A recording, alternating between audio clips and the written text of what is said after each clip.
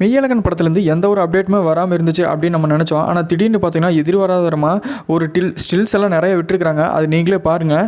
ராஜ்கிரனும் ஸ்ரீதேவியாவும் நின்றுருக்கிற மாதிரியும், இன்னொரு போஸ்டரில் பார்த்தீங்கன்னா நம்ம கார்த்தி மாடு பிடிச்சிட்டு வந்துட்டுருக்கிற மாதிரியும், கண்டிப்பாக அதை ஜல்லிக்கட்டை பேஸ் பண்ணி தான் இருக்கும் அப்படின்னு நம்மளும் நம்புகிறோம். ஏன்னா அந்த மாதிரி தான் கான்செப்ட் கொண்டு போயிருப்பாங்க அப்படின்னு நம்மளும் ஒரு பக்கம் யோசனை போகுது.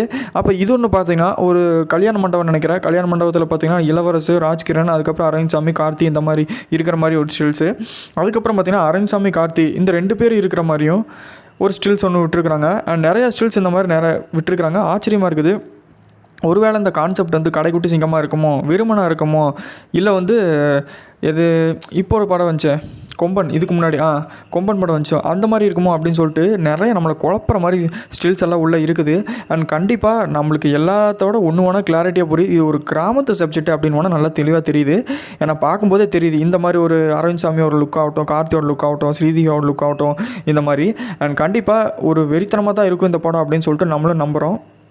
லாஸ்ட்டாக நம்ம ஸ்ரீதேவிக்கு அந்த படமே போகாமல் இருந்ததுக்கு இந்த படமாக நல்லா ஓட்டு அப்படின்னு சொல்லிட்டு நம்ம ப்ரே பண்ணிக்கலாம்.